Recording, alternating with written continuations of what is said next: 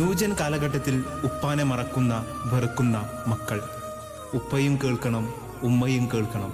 മക്കൾക്ക് കേൾക്കാൻ സമയം കണ്ടെത്താൻ സഹായിക്കുകയും വേണം. ഉപ്പാൻ്റെ ഒച്ച ഇഷ്ടമില്ല, ഉപ്പാൻ്റെ വാശി ഇഷ്ടമല്ല, ഉപ്പാൻ്റെ നോട്ടം ഇഷ്ടമല്ല, ഉപ്പാൻ്റെ ഉപദേശം ഇഷ്ടമല്ല, ഉപ്പാൻ്റെ ഇടപെടലുകൾ ഇഷ്ടമല്ല.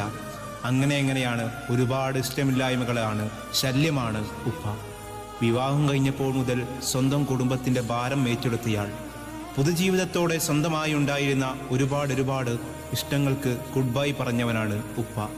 പൊതുജീവിതത്തോടനുബന്ധിച്ച് ഉമ്മ, ഭാര്യ, സഹോദരി, സഹോദരർ, അമ്മാവൻ, അമ്മായി എന്നിവർക്കിടയിലെ പല പിണക്കങ്ങൾക്കിടയിലും ഒളിയമ്പുകൾക്കിടയിലും വീർപ്പടക്കി കഴിഞ്ഞവൻ ഉപ്പ. കുടുംബത്തിൻ്റെ കെട്ടുറപ്പിനായി, ഐക്യത്തിനായി, സമാധാനത്തിനായി ഒരുപാട് അനിഷ്ടങ്ങളെ പുറമെ പ്രകടിപ്പിക്കാതെ മനസ്സിലൊതുക്കി